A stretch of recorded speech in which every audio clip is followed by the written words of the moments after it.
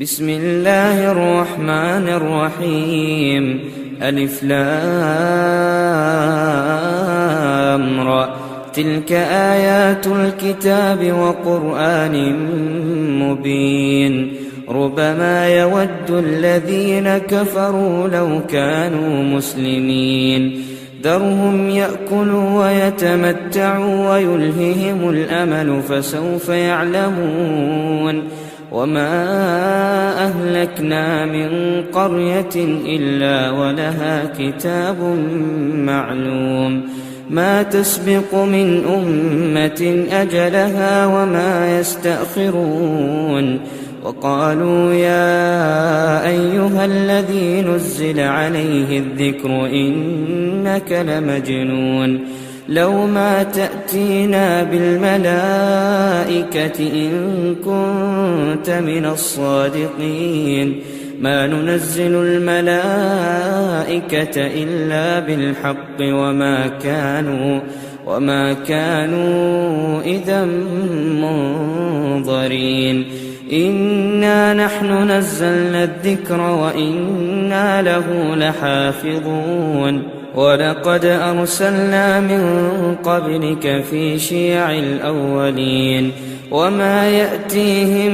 من رسول إلا كانوا به يستهزئون كذلك نسلكه في قلوب المجرمين لا يؤمنون به وقد خلت سنة الأولين ولو فتحنا عليهم بابا من السماء فظلوا فيه يعرجون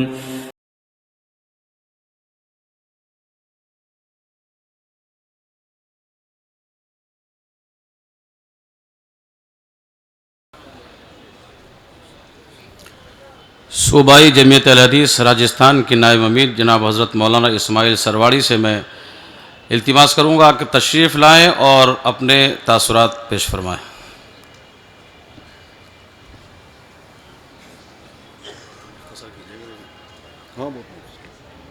السلام علیکم ورحمۃ اللہ وبرکاتہ۔ امیر محترم، اسٹیج پر بیٹھے ہوئے علماء کرام، مجھے یہ حکم ملا ہے کہ بہت مختصر طور پر میں اپنے تاثرات اور اپنے نہیں بلکہ پوری صوبائی جمعیت اہل حدیث راجستھان کے طرف سے